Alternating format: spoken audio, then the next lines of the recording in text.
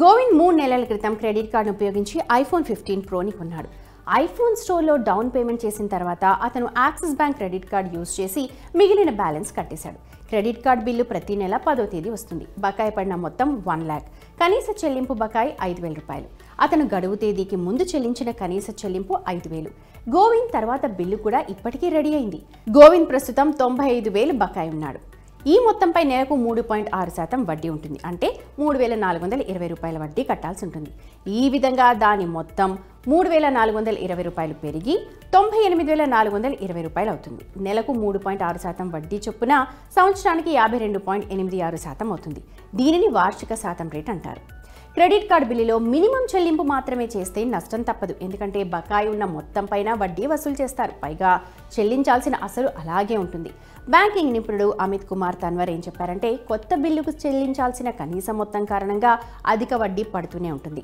1,00,000 రూపాయల విలువైన వస్తువులను కొనుగోలు చేసిన తర్వాత మీరు చెల్లించాల్సిన కనీస చెల్లింపు చేశారనుకుందాం. అప్పుడు ఎంత బ్యాలెన్స్ మిగిలింటే దానికి 35 రోజుల పాటు వడ్డీ జోడిస్తారు. తర్వాత బిల్లులో చెల్లించాల్సిన కనీస మొత్తం తగ్గిన తర్వాత మీరు ఏమైనా ఇతర కొనుగోలు చేస్తే ఆ డబ్బును కూడా యాడ్ చేస్తారు.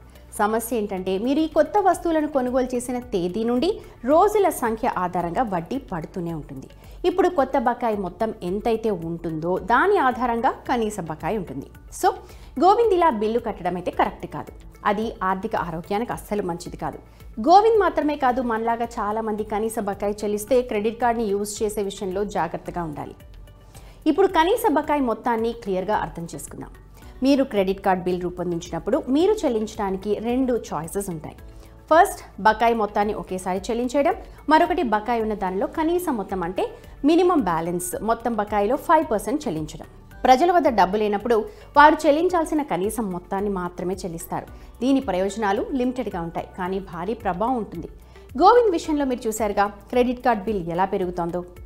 కనీస బకాయి మొత్తాన్ని చెల్లించడం వల్ల కలిగే ప్రయోజనాలు ఏంటో ఒకసారి చూద్దాం. మీరు మీ క్రెడిట్ కార్డ్ని యాక్టివ్గా ఉంచుకోవచ్చు. అంటే మీ కార్డ్ని యూజ్ చేసుకుంటూనే అందులో మిగిలి ఉన్న క్రెడిట్ మొత్తాన్ని వాడుకోవచ్చు. రెండో ప్రయోజనం, మీరు చెల్లింపు విషయంలో డిఫాల్ట్ అవ్వరు.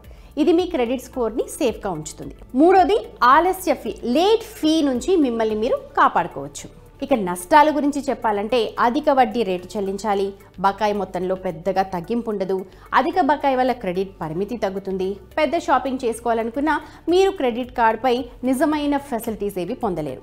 వేరువేరు క్రెడిట్ కార్డులలో వేరువేరు వడ్డీ రేట్లు ఉండొచ్చు. చాలా కార్డులలో నెలవారీ వడ్డీ రేటు 3.4 నుంచి 3.8 మధ్య ఉంటుంది. వార్షిక రేటు 42% నుంచి 52 లేదా 53 మధ్య ఉండొచ్చు. For example, axis bank ACE credit card నెలవారీ వడ్డీ రేటు 3.6%. దీని వార్షిక రేటు 52.86%. అయితే హెచ్డిఎఫ్సి మిలీనియా క్రెడిట్ కార్డులో ఇవి 3.6%, అలాగే ఇయర్లీ 43.2%. కాబట్టి కనీస బకాయి మొత్తాన్ని చెల్లించాలి అనుకుంటే వడ్డీ రేటును గుర్తుపెట్టుకోండి. ఇది మీ క్రెడిట్ కార్డ్ని మరింత సమర్థవంతంగా ఉపయోగించడంలో మీకు హెల్ప్ అవుతుంది.